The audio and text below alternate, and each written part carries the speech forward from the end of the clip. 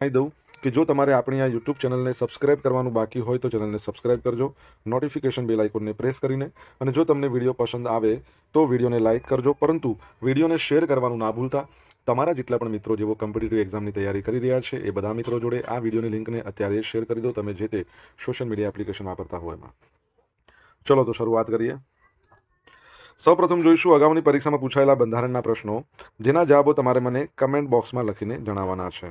વિડીયોના લાસ્ટમાં જ્યારે હું તમને આ દરેક પ્રશ્નના જવાબ જણાવું ત્યારે તમારે ચેક કરવાનું છે કે તમે આપેલા પ્રશ્નોના જવાબમાંથી કેટલા પ્રશ્નોના જવાબ સાચા છે, અને જેટલા પણ પ્રશ્નોના જવાબ સાચા હોય એનો આંકડો તમારે કમેન્ટમાં લખવાનો કે 10માંથી આટલા સાચા છે. ડેઇલી જીકે ટેસ્ટમાં આપણે રોજ 10 પ્રશ્નો પૂછીએ છીએ, એમાંથી 5 પ્રશ્નો બંધારણના હોય છે. બાકીના જે 5 પ્રશ્નો છે એ ગુજરાતની ભૂગોળના છે. તો તમે તમારા આન્સર આપવાની છે કમેન્ટ બોક્સમાં, અને હું આજના કરંટ અફેરનો પ્રથમ પ્રશ્ન છે એની શરૂઆત કરું છું. પ્રથમ પ્રશ્ન છે, અમેરિકાએ કયા વર્ષ સુધીમાં ચંદ્ર પર પરમાણુ રિએક્ટર તૈનાત કરવાનું લક્ષ્ય રાખ્યું છે? તો જવાબ આવશે વર્ષ 2030 સુધીમાં. ક્યાં સુધીમાં? 2030 સુધીમાં. તો યુનાઇટેડ સ્ટેટ્સ છે, એટલે કે અમેરિકા છે, એને 2028 સુધીમાં પૃથ્વીની ભ્રમણ કક્ષામાં, જો અહીંયા ખાસ ધ્યાન રાખજો કે 2028 સુધીમાં પૃથ્વીની ભ્રમણ કક્ષામાં અને 2030 સુધીમાં ચંદ્રની સપાટી પર પરમાણુ રિએક્ટર તૈનાત કરવાની એક મહત્વાકાંક્ષી યોજના છે, એની જાહેરાત કરી દીધી છે. હવે તમને ખ્યાલ હશે, રિસન્ટલી આપણે ભણ્યા હતા કે અમેરિકાનું જે આર્ટિમસ 2 મિશન હતું એ સક્સેસફુલી એ લોકોએ પૂર્ણ કર્યું. આર્ટિમસ 1 મિશનની વાત કરીએ 2022માં હતું, જે ફક્ત ચંદ્રની પરિક્રમા માટેનું મિશન હતું અને એમાં કોઈ પણ માણસો ગયા નહોતા. આર્ટિમસ 2ની અંદર 4 માણસો જઈને આવ્યા છે, અને આર્ટિમસ 3 છે એ 2027ના મધ્યમાં યોજાશે, જેમાં જે નાસાના અવકાશ યાત્રીઓ છે એ ચંદ્ર ઉપર ઉતરાણ કરવાના છે. તો આર્ટિમસ 2 મિશનની સફળતા બાદ આ નિર્ણય લેવામાં આવ્યો છે. 14 એપ્રિલના રોજ વ્હાઇટ હાઉસ દ્વારા આ નિર્ણય અંગેનો મેમોરેન્ડમ બહાર પાડવામાં આવ્યો છે. લક્ષ્ય શું છે? તો પહેલનો હેતુ પૃથ્વીની ભ્રમણ કક્ષા, ચંદ્ર અને ભવિષ્યમાં મંગળ પર માનવ મિશન માટે વિશ્વસનીય ઉર્જા સ્ત્રોત પૂરો પાડવાનો છે. નાસાનો કાર્યક્રમ. નાસા છે એને 30 દિવસમાં મિડ પાવર સ્પેસ રિએક્ટર વિકસાવવા માટેનો કાર્યક્રમ શરૂ કરવા સૂચના આપવામાં આવી છે. આમાં ફિશન સરફેસ પાવર એ સિસ્ટમનો સમાવેશ થશે, જે ચંદ્ર પર સૌર ઉર્જા પૂરતી ન હોય ત્યાં પાવર પૂરો પાડશે. ઉર્જા ક્ષમતાની વાત કરીએ તો આ રિએક્ટરો ભ્રમણ કક્ષામાં ઓછામાં ઓછા 3 વર્ષ અને ચંદ્ર પર 5 વર્ષ સુધી 20 કિલોવોટ વીજળી પેદા કરવા માટે ડિઝાઇન કરવામાં આવ્યા છે. મંગળ મિશન માટે મહત્વ. આ ટેકનોલોજીનો ઉપયોગ ભવિષ્યમાં ન્યુક્લિયર થર્મલ પ્રોપલ્શન એના માટે કરવામાં આવશે, જે મંગળ સુધીની મુસાફરીનો સમય ઘટાડવામાં મદદ કરશે. વ્યૂહાત્મક હરીફાઈ. આ પગલાંને ચીન સાથેની વધતી જતી અવકાશ સ્પર્ધાના ભાગરૂપે પણ જોવામાં આવે છે, જેથી અમેરિકા અવકાશ સંરક્ષણ અને વાણિજ્યમાં પોતાની લીડરશિપ જાળવી શકે. હવે 2030નો લક્ષ્યાંક રાખ્યો છે. તમને ખબર છે ને 2030ના આપણા કેટલા બધા લક્ષ્યાંક છે? ભારત સરકારનું લક્ષ્યાંક 500 ગીગાવોટ રિન્યુએબલ એનર્જી, ગુજરાત સરકારનું લક્ષ્યાંક 105 ગીગાવોટ રિન્યુએબલ એનર્જી, મહારાષ્ટ્ર સરકારનું લક્ષ્યાંક છે 84 ગીગાવોટ ગ્રીન એનર્જી, ગુજરાત સરકારનું લક્ષ્યાંક છે $1 ટ્રિલિયન ઇકોનોમી બનવાનું. આપણા ભારતમાંથી બાળલગ્ન સંપૂર્ણપણે નાબૂદીનું અભિયાન, મતલબ એનો લક્ષ્યાંક છે 2030નું. United Nations sustainable development goal, એનો પણ લક્ષ્યાંક 2030નો છે. આપણું ભારતીય રેલવે એમ કહે છે કે તે નેટ ઝીરો હાસિલ કરશે 2030 સુધીમાં. કોમનવેલ્થ ગેમ્સ જે અમદાવાદમાં યોજાવાની છે, બરાબર છે, 2030માં. તો આ બધી યાદ રાખજો. નાસાની વાત કરીએ તો 29 જુલાઈ 1958માં એની સ્થાપના, એનું હેડક્વાર્ટર છે વોશિંગ્ટન ડીસીમાં, અને એના જે એડમિનિસ્ટ્રેટરનું નામ તમે જ મને કહેશો, for the benefit of all એનો મુદ્રાલેખ છે. દર વર્ષે વિશ્વ પુસ્તક અને કોપીરાઇટ દિવસ ક્યારે મનાવવામાં આવે છે? તો જવાબ આવશે 23મી એપ્રિલ, એટલે કે આજનો દિવસ. તો દર વર્ષે 23મી એપ્રિલના રોજ સમગ્ર વિશ્વમાં વિશ્વ પુસ્તક અને કોપીરાઇટ દિવસ ઉજવવામાં આવે છે. આ દિવસ વાંચન, પ્રકાશન અને કોપીરાઇટના મહત્વને પ્રોત્સાહન આપવા માટે ઉજવવામાં આવે છે. ઉજવણીનો પ્રારંભ યુનેસ્કો દ્વારા 1995માં પેરિસમાં મળેલી સામાન્ય મહાસભા, એટલે કે સભા દ્વારા આ દિવસની ઉજવણી કરવાનું નક્કી કરવામાં આવ્યું હતું.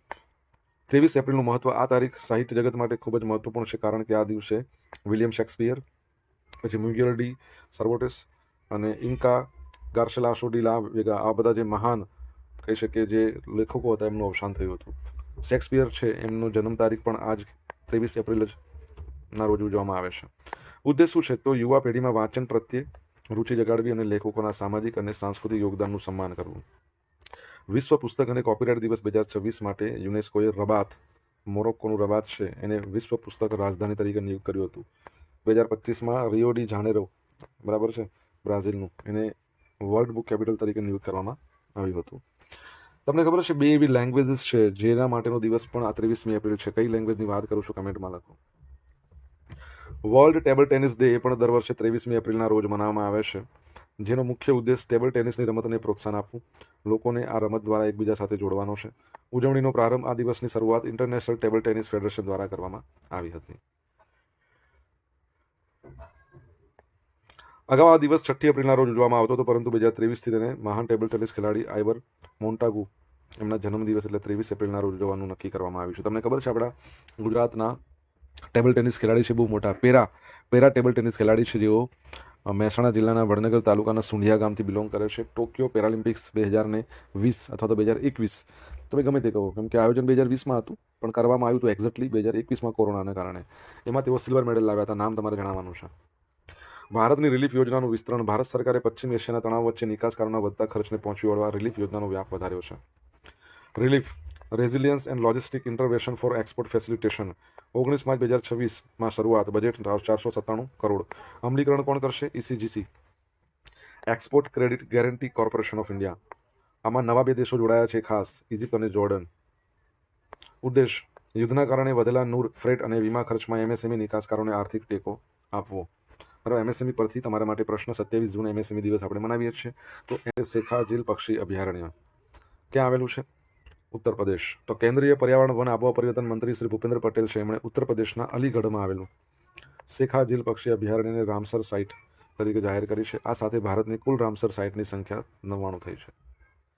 છેલ્લે તમને ખબર હોય તો 2 રામસર સાઇટો બની હતી, યાદ છે? એક તો હતી ઉત્તર પ્રદેશની પટના પક્ષી અભયારણ્ય અને બીજું આપણા ગુજરાત છારીઢંઢ, જે હમણાં રિસન્ટલી PSIની પરીક્ષામાં પૂછાઈ ગયું. જેટલા પણ મિત્રોએ PSIની પરીક્ષા આપી છે અને જેઓ આપણા સાથે છેલ્લા વધારે નહીં તો એકાદ વર્ષથી જોડાયા છે, બધા મિત્રોને ખબર હશે કે બધા જ ક્વેશ્ચનો આપણે જે કરાવ્યા હતા કરંટ અફેર અને જીકેના, એમાંથી જ આવ્યા છે. બરાબર છે. જો તમે પરીક્ષા આપી હોય અને તમને બેનિફિટ થયો હોય તો કમેન્ટમાં લખજો.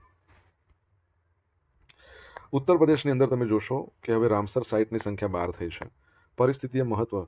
શેખાજીલ સેન્ટ્રલ એશિયન ફ્લાયવે એના પર સ્થિત એક મહત્વપૂર્ણ સ્થળ છે. અહીં શિયાળા દરમિયાન બાર હેડેડ ગુઝ, પછી પેન્ટેડ સ્ટોક અને વિવિધ પ્રજાતિના બતક, આવા બધા પ્રવાસી પક્ષીઓ આશ્રય લે છે. ઉદ્દેશ શું છે? આ દરજ્જાથી સ્થાનિક આજીવિકા, જૈવ વિવિધતા, જળ સુરક્ષા અને આબોહવા સુરક્ષા છે એને વેગ મળશે. રામસર સાઇટની વાત કરીએ, આંતરરાષ્ટ્રીય મહત્વની વેટલેન્ડ, તો એવા ભેજવાળા વિસ્તારો છે જેને રામસર કન્વેન્શન હેઠળ આંતરરાષ્ટ્રીય મહત્વના સ્થળ જાહેર કરવામાં આવ્યા છે, જેમાં નદીઓ હોય, સરોવરો હોય, ડેમ હોય, દરિયાકાંઠાના વિસ્તારો હોય, દલદલવાળી જમીન હોય.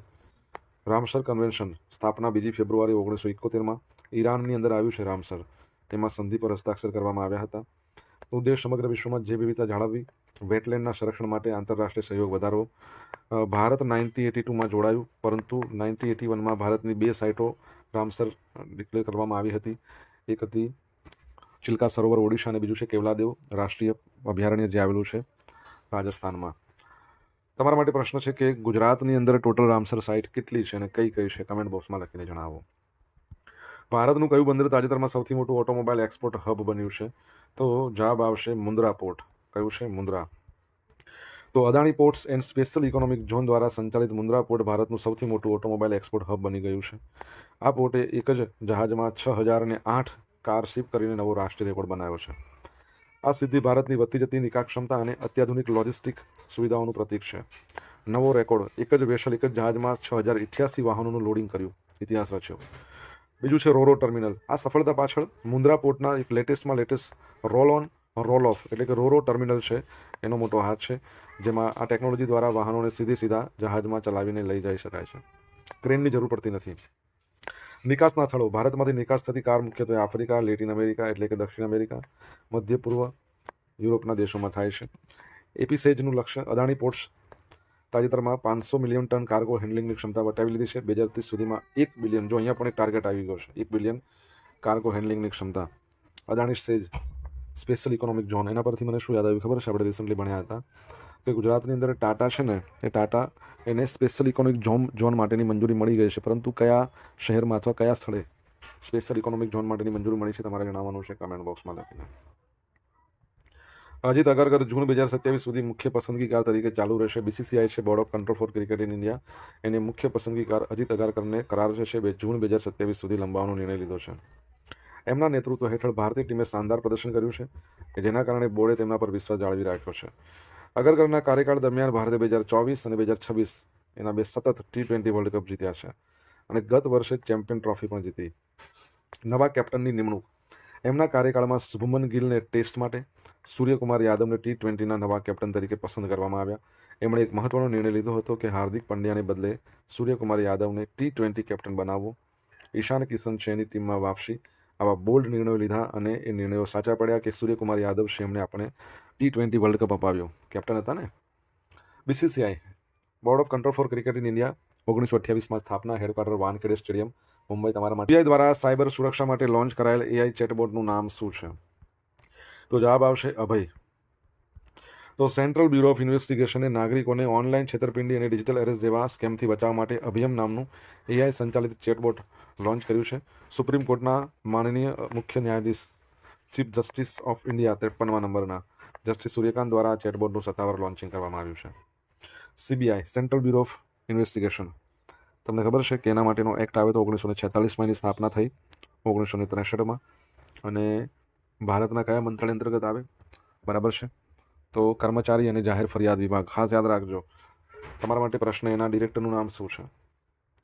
હવે આનો હેતુ શું છે? આ પ્લેટફોર્મ શું કરશે? નાગરિકોને CBI દ્વારા આપવામાં આવતી જે સત્તાવાર નોટિસ છે એની સત્યતા તપાસ કરશે, એમાં મદદ કરશે. એ લોકોને જણાવશે કે તમને મળેલી નોટિસ અસલી છે કે નકલી, જેનાથી લોકો છેતરાતા બચે. ડિજિટલ એરેસ્ટ સ્કેમ, રિસન્ટલી તમે જોયું હશે તો અત્યારના સમયમાં એવું છે કે જે સ્કેમરો હોય ને એ પોલીસ કે CBI અધિકારી બનીને એમ કે લોકોને ડરાવે, ધમકાવે, લાખો રૂપિયા પડાવે છે. આ બધા કિસ્સાઓ રોજબરોજ તમે સાંભળતા હશો. અને એક અંદાજ મુજબ સાયબર ગુનેગારો આવા સ્કેમ દ્વારા લગભગ 54,000 કરોડ રૂપિયા અમને પડાવ્યા છે. 54,000 કરોડ. આના માટેનું લોન્ચિંગ ઇવેન્ટ ક્યાં યોજાયું હતું? તો આ ચેટબોટ 22માં DP કોહલી મેમોરિયલ લેક્ચર દરમિયાન લોન્ચ કરવામાં આવ્યું. DP કોહલી કોણ હતા? CBIના પ્રથમ ડિરેક્ટર. આધુનિક પોલિસિંગ, આ પહેલ સાયબર ક્રાઇમ અટકાવવા, જાહેર સુરક્ષામાં AI છે એનો વધતા ઉપયોગને દર્શાવે છે. UAE એ વિશ્વનું પ્રથમ 10G U6 gigahertz internet network launch કર્યું છે. તો યુનાઇટેડ આરબ એમિરાતે વિશ્વનું પ્રથમ વેપારી એટલે કે upper 6 gigahertz internet network launch કરીને ડિજિટલ ઇન્ફ્રાસ્ટ્રક્ચરમાં એક નવો ઇતિહાસ રચ્યો છે, જેની જાહેરાત સામેના કાઉન્સિલ લીડર સમિટ 2026માં કરવામાં આવી હતી, જે UAE ને વિશ્વનું પ્રથમ 10 ગીગા રાષ્ટ્ર બનાવે છે. કઈ ટેકનોલોજી? તો અપર બેન્ડ 6 ગીગાહર્ટ્ઝ. ક્યાંથી ક્યાં સુધી? 6,425 થી 7,125 મેગાહર્ટ્ઝ. આ ફ્રીક્વન્સી રેન્જમાં કામ કરે છે. એને ગોલ્ડન સ્પેક્ટ્રમ કહેવાય છે, કારણ કે તે વિશાળ કવરેજ આપે છે અને ઉચ્ચ ડેટા ક્ષમતા બંને પ્રદાન કરે છે. ઝડપ, આ નેટવર્ક ડાઉનલોડ માટે 10 Gbps, અપલોડ માટે 1 Gbps સુધીની અલ્ટ્રા ફાસ્ટ સ્પીડ આપે છે. અને આ નેટવર્ક ઓછી લેટન્સી સુનિશ્ચિત કરે છે, જે artificial intelligence, cloud computing, autonomous system એના માટે ખૂબ મહત્વપૂર્ણ છે. ભવિષ્યના લક્ષ્યની વાત કરીએ તો ટેકનોલોજીને ભવિષ્યમાં 6G વિકાસના પુરોગામી તરીકે જોવામાં આવે છે. અમલીકરણ, UAEના telecommunication and digital government regulatory authority છે, એણે વૈશ્વિક ટેલિકોમ હિસ્સેદારો સાથે મળીને આ પ્રોજેક્ટનું નેતૃત્વ કર્યું છે. અગાઉની પરીક્ષામાં પૂછાયેલા બંધારણના પ્રશ્નો જોઈએ. પહેલો પ્રશ્ન, ભારત સંઘમાં એક નવું રાજ્ય ઉમેરવાનું થાય તો તેને બંધારણના કઈ પરિસ્થિતિમાં સુધારો કરવો પડે? પહેલા, અંદમાન નિકોબાર ટાપુ કઈ હાઈકોર્ટના અધિકાર ક્ષેત્રમાં આવે? તો કોલકાતા. રાષ્ટ્રપતિ શાસનની જોગવાઈ ભારતના બંધારણમાં કઈ કલમમાં છે? તો રાષ્ટ્રપતિ શાસન 356. રાષ્ટ્રીય વિકાસ પરિષદના અધ્યક્ષ કોણ હોય? PM, વડાપ્રધાન. કંટ્રોલર એન્ડ ઓડિટર જનરલ ક્યારે સેવા નિવૃત્ત થાય? 65 વર્ષ. કેગ, બરાબર છે, કે સંજય મૂર્તિ છે હાલમાં. આગામી પરીક્ષામાં પૂછાયેલા ગુજરાતની ભૂગોળના પ્રશ્નો. પહેલો પ્રશ્ન, રાજસ્થાનમાં આવેલા રાણા પ્રતાપ સાગર કઈ બાબત માટે પ્રખ્યાત છે? તો પરમાણુ શક્તિ મથક છે. ભારતમાં મિસાઇલ વુમન તરીકે કોણ ઓળખાય છે? Tessy Thomas. Missile man doctor APJ Abdul Kalam. દેશના સંરક્ષણ દળો માટે DRDO દ્વારા કઈ મિસાઇલ વિકસાવવામાં આવેલ છે? પૃથ્વીને આકાશ, હા, ત્રિશુળ નાગ, અગ્નિ બધી જ આવશે. જીવો સ્ટેશનરી ભ્રમણકક્ષામાં કયા દેશના ફ્રેન્ગિયોન 4 ઉપગ્રહ મૂકવામાં આવ્યો છે? તો ચાઇનાનો. કઈ મિસાઇલનું નામ કલામ આપવામાં આવ્યું છે? તો બ્રહ્મોસ મિસાઇલને કલામ કહેવાય છે, કલામ મિસાઇલ. હવે જોઈશું ગઈકાલે પૂછેલા પ્રશ્નો જવાબ. પહેલો પ્રશ્ન શું હતો? ભારતનું પ્રથમ વોટર ન્યુટ્રલ રેલવે ડેપો કયું બન્યું છે? કાંકરિયા. રેલવે સમજૂતી હેઠળ ભારત કયા ક્ષેત્રમાં રશિયન સુવિધાઓની પહોંચ મેળવશે? આર્કટિક ક્ષેત્રમાં.